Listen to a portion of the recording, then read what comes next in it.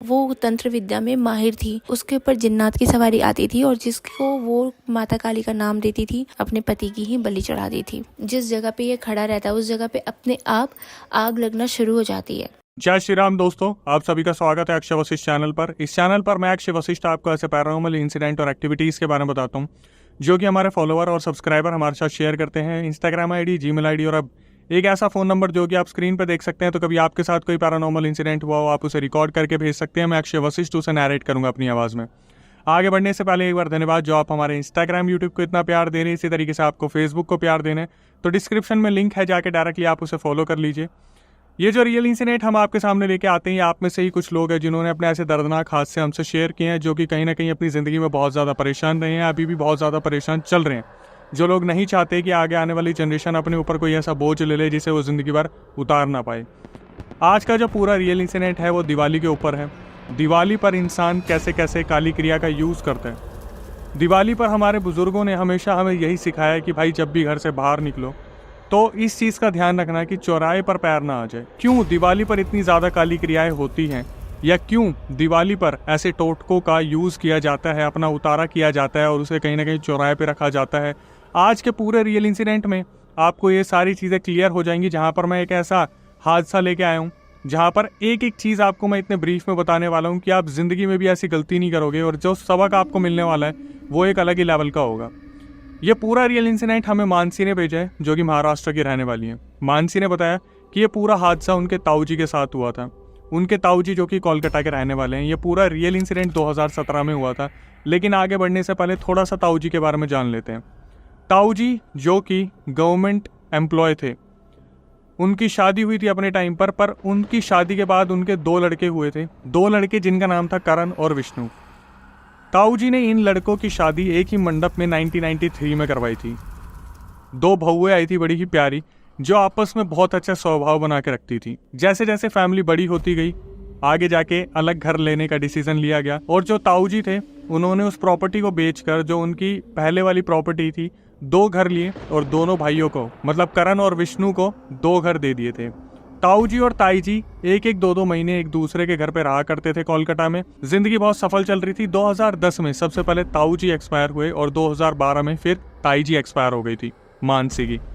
हुआ क्या था, 1993 में जब दोनों भाइयों की शादी करवाई गई थी, 2-3 साल के गैप में इनको 2 लड़के हुए थे पहले। उसके बाद 3-4 साल बाद दोनों को एक लड़की हुई थी। मतलब करण के लड़का लड़की था और विष्णु जी के भी लड़का लड़की हुए थे। परिवार बिल्कुल सही चल रहा था। आगे जाके घर डिवाइड हो गए थे, जैसे मैंने आपको बताया ही। जो जेठानी थी वो थोड़ी ज़्यादा समझदार थी, मैच्योर भी ज़्यादा थी, ऑब्वियसली उम्र के हिसाब से होना भी बनता है। जो देवरानी थी उनका थोड़ा जो नेचर था, बिहेवियर था, वो थोड़ा सा बच्चों वाला था, लेकिन उनसे घुलना मिलना लोग बहुत ज़्यादा पसंद किया करते थे। जो जेठानी थी वो रिस्पॉन्सिबिलिटीज़ को अच्छी तरीके से देखती थी। लेकिन जो 2 लड़के हुए थे उनके नाम मैं आपको बता देता हूँ। पहले का नाम है रोहन और दूसरे का नाम था अशोक। जो रोहन थे और जो अशोक थे वो एक ही मिल में काम किया करते थे। कोलकाता में एक बहुत बड़ा ब्रांड है जिसका मैं नाम नहीं ले सकता, लेकिन ये दोनों लड़के उसी में काम किया करते थे। कुछ टाइम बाद रोहन के जो पापा थे वो एक एक्सीडेंट में चल बसे। तो अब जेठानी अपने लड़के अपनी लड़की के साथ एक घर में रहती थी, उनको कोई सपोर्ट नहीं था। लेकिन दूसरी तरफ जो विष्णु थे वो अपने लड़के अशोक के साथ रहते थे। वक्त आगे बढ़ता गया, धीरे धीरे जो जेठानी थी और देवरानी थी इनमें प्यार बढ़ने लगा। लेकिन जो जेठानी थी, इनका देवरानी के घर पर बहुत ज़्यादा आना जाना लगा रहता था और जेठानी जो थी वो बहुत तेज भी थी। जैसे जैसे वक्त बीतने लगा, जो जेठानी थी और जो उधर अशोक के पापा थे विष्णु, उन्होंने एक डिसीजन लिया कि अब बच्चों की शादी करवा देनी चाहिए, क्योंकि उनका जन्म भी 1995-1996 के अप्रॉक्स हुआ था। तो अब उनकी एज भी कहीं ना कहीं 27-28 साल हो गई थी। शादी की इस डिसीजन के बाद जो जेठानी थी वो बहुत ज़्यादा कमज़ोर पड़ रही थी, क्योंकि उनके पास इतना इनकम सोर्स नहीं था। जबकि जो विष्णु की फैमिली थी वो काफ़ी स्ट्रांग थी इन सब चीज़ों में। तो विष्णु जो थे उन्होंने कहीं ना कहीं जो बड़े भाई की वाइफ थी उन्हें सपोर्ट किया पैसों को लेकर और उन दोनों बच्चों की शादी करवाई गई। अब इनकी भी बहुएं आ गई थी। जब बहुएं घर में आ गई तब माहौल जो है थोड़ा सा इधर उधर होने लगा, क्योंकि जो नई बहुएं आई थी नई जनरेशन की, वो इतना ज़्यादा घुलना मिलना पसंद नहीं करते थे। लेकिन फिर भी घर में जो बच्चे थे वो आपस में बना के रखते थे। दोनों भाइयों की बॉन्डिंग अच्छी थी। जेठानी से जो लड़के थे उनका नाम था रोहन और जो इधर विष्णु जी के लड़के थे उनका नाम था अशोक। हुआ क्या, ये एक कंपनी में काम कर रहे थे। उसी कंपनी में अचानक से एक पोजीशन निकलती है जो कि मैनेजर की पोजीशन थी। तीन दावेदार खड़े होते हैं, एक जो कहीं जाट फैमिली का था जो कोलकाता में रह रहा था, दूसरा जो कि विष्णु जी के लड़के थे जिसका नाम था अशोक, और तीसरा जो कि जेठानी जी का लड़का था जिसका नाम था रोहन। इन तीनों के अंदर एक कंपटीशन था कि मैनेजर की पोस्ट को अब लेना है, क्योंकि मैनेजर की पोजीशन के साथ आपको फ्लैट भी मिल रहा था, कहीं ना कहीं वो सारी सुविधाएं मिल रही थी और एक बहुत अच्छी सैलरी मिल रही थी। सबसे पहले जेठानी ने गिव अप किया, क्योंकि उन्हें मालूम था कि मेरे पति नहीं है और जो रोहन है वो पार्ट टाइम वर्क करते हैं, मील के काम के बाद वो कहीं ना कहीं ट्यूशन पढ़ाते थे, तो उनके पास बिल्कुल भी वक्त नहीं होता था। तो यहाँ पर जेठानी ने गिव अप कर दिया था कि मैं अपने बच्चे को इस चीज़ में नहीं धकेलूंगी, क्योंकि अगर एक कंपटीशन की टेंशन उसके ऊपर हुई तो मेरा बच्चा बहुत ज़्यादा परेशान हो जाएगा, क्योंकि फैमिली में ऑलरेडी कोई मेल सपोर्ट इतना बड़ा था नहीं। लेकिन यहाँ पर अब दो फैमिली रह गई, एक जाट फैमिली जिसके पास पैसों की बिल्कुल कमी नहीं थी, और दूसरी तरफ ये फैमिली जहाँ पर पैसा तो जुड़ा हुआ था लेकिन कंपटीशन के लिए आगे बढ़े कैसे। अब प्रॉब्लम ये आ रही थी कि जाट फैमिली अपना पैसा तो लगा रही थी, लेकिन जो इंटरव्यू लेने वाला था वो उस जाट लड़के को सिलेक्ट करने वाला नहीं था, क्योंकि उनको कहीं ना कहीं अशोक की मेहनत दिखती थी, जो अशोक दिन रात फैक्ट्री में किया करते थे, जो मील की फैक्ट्री थी। इस मील की फैक्ट्री में जो काम था वो था जीन्स काटने का, शर्ट बनाने का, मतलब आप फैब्रिक का थोड़ा सा काम समझ सकते हो इसमें। धीरे धीरे क्या हुआ, वक्त जब बीतने लगा तो अशोक को वो नौकरी मिल गई। जाट फैमिली जो थी इस चीज़ के पूरे अगेंस्ट में थी, और जो जेठानी थी उनके हाथ में तो कोई ऑप्शन था ही नहीं, तो जेठानी हमेशा घर पे कॉन्ग्रेचुलेशंस बोलने आती थी, कहीं ना कहीं प्यार दिखाने आती थी, और जो जाट फैमिली थी वो हमेशा अशोक को फ़ोन किया करते थे और उसे धमकी दिया करते थे कि तू इस पोजीशन के लिए बैकआउट कर ले, अगर तू बैकआउट नहीं करेगा तो फिर तेरे साथ दिक्कत हो सकती है। अशोक अपने काम पे जाया करते थे, फालतू चीज़ों में दिमाग नहीं लगाते थे। मानसी ने बताया कि अक्षय भाई एक बारी की बात है, जो अशोक जी थे वो फैक्ट्री में थे, और फैक्ट्री में जैसे कुछ मशीन्स होती है जो 2 सेकंड के लिए रुकती है, फिर एकदम से स्टिचेस लगाती हैं या कट करती हैं, फिर वो 2 सेकंड के लिए रुकती है, फिर वो चलती हैं। ऐसे ही क्या हुआ अशोक जी के साथ, पहला जो सीन हुआ, मानसी ने बताया कि वो मशीन के पास खड़े थे और उन्होंने अपना हाथ ऐसे रख रखा था जैसे कहीं साइड में रखा हुआ है, वो यहाँ इधर उधर देख रहे थे। अचानक से अशोक को ऐसा लगा उनका हाथ अपने आप मशीन के नीचे चला गया। जब तक उन्होंने नज़र मारी, देखा एकदम से मशीन स्टार्ट होने वाली है, उन्होंने अपना हाथ हटा लिया। यहाँ पर अशोक जी को पहली बार ये चीज़ समझ में नहीं आई कि ये मेरे साथ हुआ क्या। अशोक ने आके अपनी मम्मी पापा को, अपनी वाइफ को ये सारी चीज़ें बताई कि मेरे साथ आज ऐसा ऐसा हुआ है। तो अशोक के पापा जो थे विष्णु, उन्होंने समझाया कि तेरे वहम होगा, ऐसा कुछ भी नहीं हुआ, ऐसा होता भी नहीं है, तू क्यों इतना सोच रहा, अपने काम पे जा, तेरी नई नौकरी है, मैनेजर की पोजीशन मिली है, हमने इतनी लड़ाई की है इस पोजीशन के लिए, तो तेरा अच्छे से काम करना बनता है। अशोक इस चीज़ को अपने दिमाग में डाल रहे थे कि अचानक से ये मेरे साथ हुआ क्या, और वो फिर दोबारा अपनी नौकरी को ज्वाइन करते हैं अगले दिन से, और फिर नॉर्मली सारी चीज़ें चलने लगती है। ये पूरा वक्त दिवाली के पास का था, दिवाली आने वाली थी। अशोक जी के साथ फिर एक हादसा हुआ, वो अपनी मील में खड़े थे और मील में खड़े होकर वो देख रहे थे कितने कपड़े कटे कितने नहीं कटे। जैसे ही उन्होंने इधर देखा कि मजदूर लोग काम कर रहे हैं, जब उन्होंने मुड़ के देखा तो उन्होंने देखा आग लगनी शुरू हो गई। वो इतनी बुरी तरीके से डर गए, उन्हें समझ नहीं आया कि ये हुआ कैसे। जब तक वो आग बुझाते, आग की लपटें इतनी तेज हो चुकी थी कि बहुत सारा एरिया जो था, जो अशोक जी के अंडर आता था, वो फूक गया। मैनेजर से ऊपर जो लोग थे उन्होंने आके बहुत अच्छे से अशोक जी को धमकी दी कि भाई अगर इसी तरीके से चलता रहा तो हम आपको कंपनी में नहीं रख पाएंगे। ये हादसा जो उनकी फैक्ट्री मील में हुआ था, ये अशोक जी के दिमाग में इस तरीके से घर कर गया। जब अशोक जी घर पहुंचे, सो गए, और वो जब सुबह उठे तो उनकी तबीयत बहुत ज़्यादा ख़राब हो गई। उनको समझ नहीं आ रहा था कि ऐसा क्या हुआ जिसकी वजह से तबीयत इतनी ज़्यादा ख़राब हो गई। 1 दिन का रेस्ट लिया गया, 2 दिन का रेस्ट लिया गया, तीसरे दिन उनको वॉमिटिंग हुई, और वॉमिटिंग में जो लिक्विड निकला वो ग्रीन कलर का लिक्विड था, और अशोक जी समझ नहीं पा रहे थे कि ये क्या हो रहा है। अब मेन मुद्दा यह है कि कंपनी की तरफ से बार बार कॉल आ रहे थे कि आप अगर अपनी पोजीशन पर वापस नहीं आएंगे तो आपकी जो नौकरी है उसे कहीं ना कहीं रद्द कर दिया जाएगा, और इस चीज़ का प्रेशर बहुत ज़्यादा था। तो जो फैमिली मेम्बर्स थे वो अशोक को लेके हॉस्पिटल में गए, और हॉस्पिटल में जाके पता चलता है कि अशोक को कोई बीमारी नहीं है, इन्होंने शायद कोई स्ट्रेस ले रखा है दिमाग में, बहुत ज़्यादा ये सोच रहे हैं, ओवर थिंक करे, जिसकी वजह से इनकी ये हालत हुई है। ये लोग घर वापस आ जाते हैं, और हॉस्पिटल से आने के बाद जैसे अशोक और भी ज़्यादा थक गए थे, अशोक से उठने की बिल्कुल भी हिम्मत हो नहीं पा रही थी। रात की बात है, जिस दिन सब पटाखे फोड़ रहे थे उस दिन अशोक के घर पे बिल्कुल ऐसा माहौल बना हुआ था जैसे किसी की अभी अभी मृत्यु हुई है। जब अशोक की मम्मी सुबह उठती है और अपने घर के दरवाजे खोलती है दिवाली के अगले दिन, तो देखा जाते हैं वहाँ पर मांस का टुकड़ा पड़ा हुआ है, और बहुत सारा जैसे कुछ पानी पड़ा हुआ है जैसे कुछ है, लेकिन उस पानी में से मदिरा जैसी दुर्गंध से आ रही है। तो अशोक की मम्मी अशोक के पापा को बुलाती, विष्णु जी को, और दिखाती है हमारे घर के बाहर ऐसे ऐसे जो है मांस का टुकड़ा पड़ा है और मदिरा पड़ी है। तो विष्णु जी फटाफट बोलते कि किसी को पता मत लगने दो, इसे साफ कर दो। और जो विष्णु जी की वाइफ थी उन्होंने सारा वहाँ से झाड़ू से वो सामान हटाया और वो अपने घर में वापस आ गई। पूरी फैमिली का टाइम ऐसे ही बीत रहा था जहाँ पर वो सोच रहे थे कि हमारे साथ ये हो क्या रहा है। जेठानी उनके घर पे आती है, सबकी शक्ल देखती हैं, सबकी शक्ल पे टेंशन दिख रही थी। जेठानी जो होती है देवरानी के पास जाती है, अशोक की मम्मी के पास जाके बोलती है, बहन सब कुछ ठीक है, मुझे बता सकती है तू। तो जो अशोक की मम्मी थी वो एकदम से बोलती है कि हमारे साथ जो भी हो रहा है ना, और जो कोई कर रहा है उसका भगवान अच्छा नहीं करेगा। तो जेठानी बोलती है, जो हो रहा है, जो कर रहा है, क्या मतलब? तो अशोक की मम्मी बताती कि ऐसे ऐसे हमारे बच्चे की तबीयत खराब है और सुबह सुबह गेट खोलने पर मांस का टुकड़ा और मदिरा फैली मिली है। जैसे ही जो वहाँ जेठानी आ रखी थी उन्हें पता चलता है कि भाई ऐसा कुछ हुआ है, उनके एकदम से तोते उड़ जाते हैं और वो खुद पूछ लेती है, क्या मांस का टुकड़ा और मदिरा घर के बाहर? तो जो अशोक की मम्मी थी वो ये चीज़ समझ जाती है कि ये सब कुछ करा जा रहा है, जाट की फैमिली का है। वो लोग कह भी रहते हैं अगर ये नौकरी से बैकआउट नहीं करेगा तो घर तो बैठा ही दिया है, फैक्ट्री में भी सीन हुए, कुछ ना कुछ चल रहा है जो बहुत बुरा चल रहा है। फिर ये दिवाली से अगली रात अशोक अपने घर में थे जिनकी तबीयत बहुत ज़्यादा ख़राब थी। अचानक से रात के 2:30 बजे इनके घर के बाहर से एकदम से आवाज़ आती है, अशोक मैं तेरा वेट कर रही हूँ, अशोक जल्दी बाहर आ। ये लोग बाहर निकलते हैं, सब बहुत डरे हुए थे क्योंकि आवाज़ सबको आ रही थी। गेट खोलते ही सामने जो पेड़ था, इनकी नज़र पड़ती है उस पेड़ पर एक औरत बैठी है जिसने सफ़ेद कपड़े पहने, जिसके यहाँ पर पूरे पे रक्त लगा हुआ है और वो अपने बालों से इस तरीके से खेल रही है और बार बार बोल रही है, अशोक को भेजो, मैं अशोक को लेने आई हूँ, जितनी जल्दी हो सके अशोक को भेज दो, मैं अपना काम पूरा करके वापस जाना चाहती हूँ। ये लोग बहुत बुरी तरीके से डर गए। जो अशोक की मम्मी थी उन्होंने दरवाजे बंद करे और वो जाके सीधा अशोक के पास बैठ गई।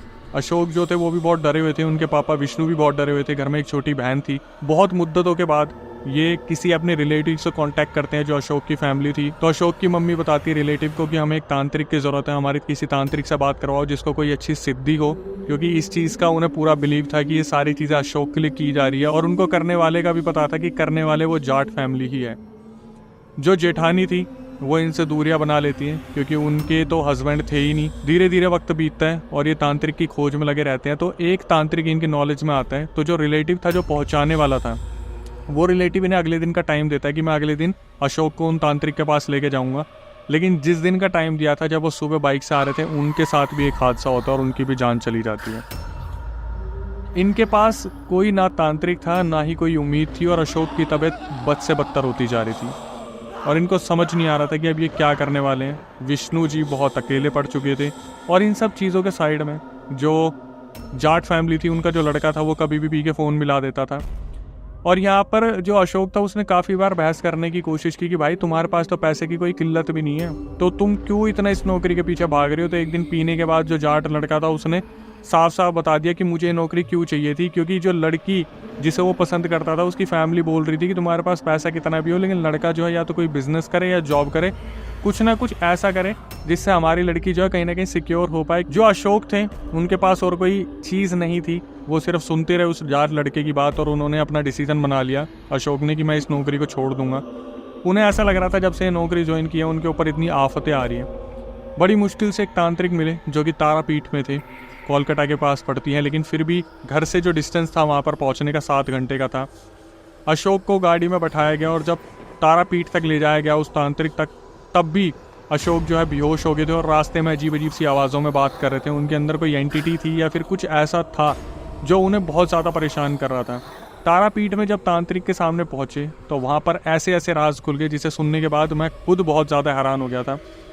तांत्रिक ने अचानक से बताया कि इनके ऊपर जो चीज़ छोड़ी गई है उसका नाम है निशी डाक। जितने भी लोग वहाँ बैठे थे वो बहुत ज़्यादा कंफ्यूज हो गए थे। निशी डाक एक ऐसी एंटिटी होती है जिसे सिद्ध करना बहुत मुश्किल होता है। ये लोगों के ऊपर बहुत छल कर देती है। जो लोग इन्हें सिद्ध करते हैं उन्हीं के साथ उल्टा प्रभाव होना शुरू हो जाता है। तो तांत्रिक से पूछा जाता है कि सिद्ध किसने किया है, तो वो तांत्रिक बोलते हैं कि कोई डायन है जिसने सिद्ध कर रखा है।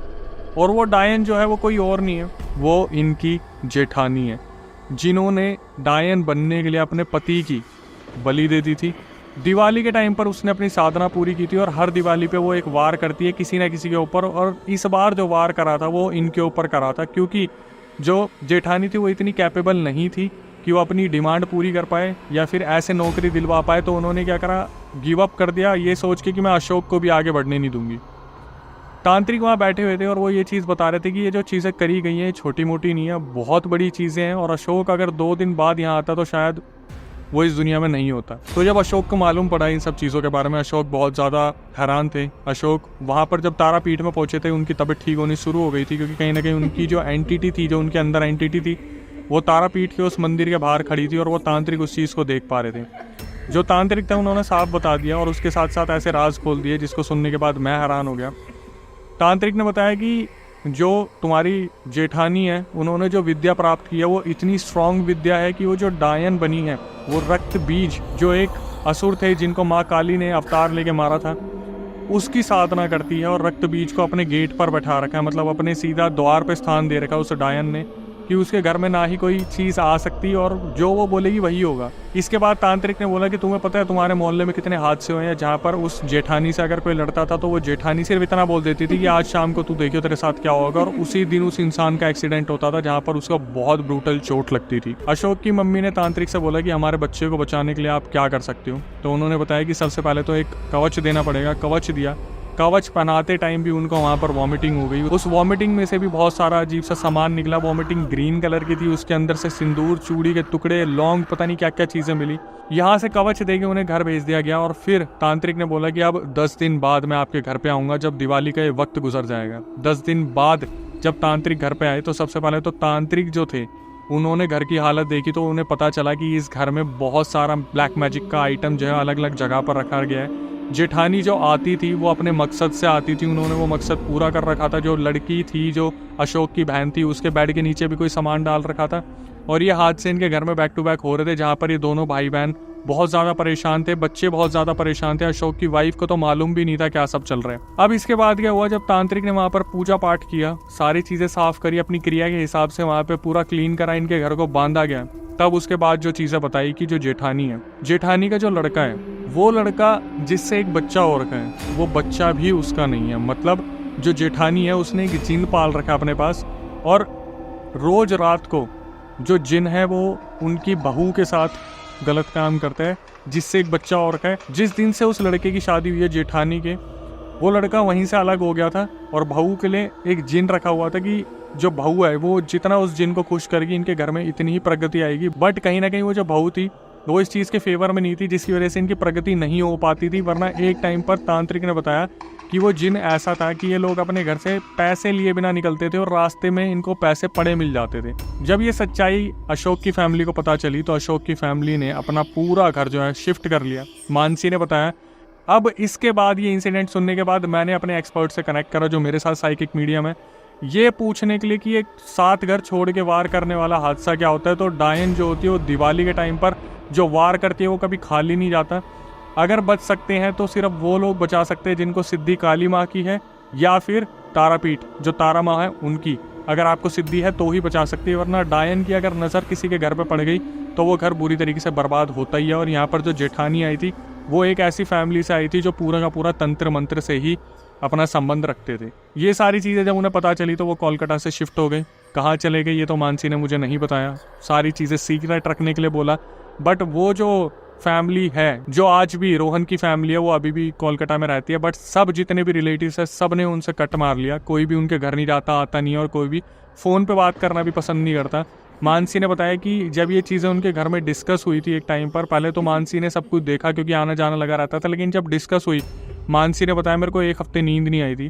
क्योंकि कोई ऐसा कैसे कर सकता है सिर्फ इस चीज़ के लालच में कि मैं पावर में आ जाऊँ डायन बन के, या फिर ये कि मेरे बेटे को नौकरी नहीं मिली उसके बेटे को नौकरी मिल गई तो रास्ते से ही साफ कर दो। बहुत ही हैरान करने वाला इंसिडेंट था जहाँ पर आपको सीख मिलती है कि भाई बच के रहो जितना ज़्यादा रह सकते हो। अब आपके माँ बाप के अलावा आपका कोई भी नहीं है और ये जो दिवाली है इस पे जितने ज़्यादा हो सके टोटकों से बच के रहना।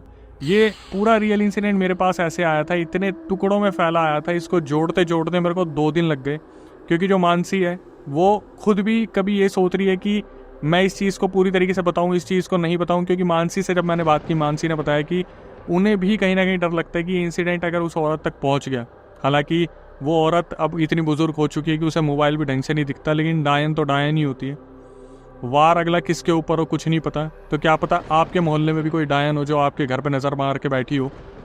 थोड़ा सा बच के। आखिरी में आके मैं यही बोलता हूँ यार, हमारी आपसे क्या ही रिक्वेस्ट है, सिर्फ इतना कि जो रियल इंसिडेंट हम आपके सामने लेके आते हैं उसके बाद हम यही चाहते हैं कि आप चैनल को सब्सक्राइब कर लो, नए व्यूअर्स खासकर जो हमारे चैनल पे आए हैं कि ऐसे रियल इंसिडेंट जो हम लेके आते हैं कहीं ना कहीं पिन करवाते हैं कमेंट को, इस तरीके से सब्सक्राइबर से कनेक्ट होकर उसकी रिकॉर्डिंग मंगवाते हैं। भाई बस यही चाहते हैं कि चैनल को कहीं ना कहीं सब्सक्राइब करो ताकि हमारा मोटिवेशन बना रहे। इसके बाद हमने आपकी डिमांड पर अपना पॉडकास्ट चैनल स्टार्ट किया था जिसका नाम है अक्षय वशिष्ठ हॉरर शो, जहाँ पर हम गेस्ट के साथ साथ सब्सक्राइबर को भी बुला रहे हैं। तो अगर आप आना चाहते हो तो प्रक्रिया मैं आपको पूरी बता देता हूँ।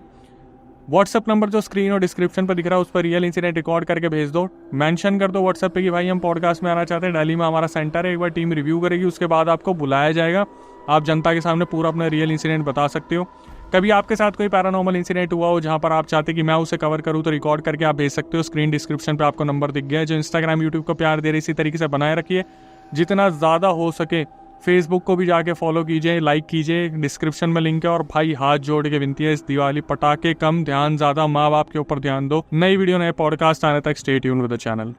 तो इनके बेटे को ना उल्टियाँ शुरू हो जाती हैं और उल्टियाँ उसे हरे रंग की होती हैं।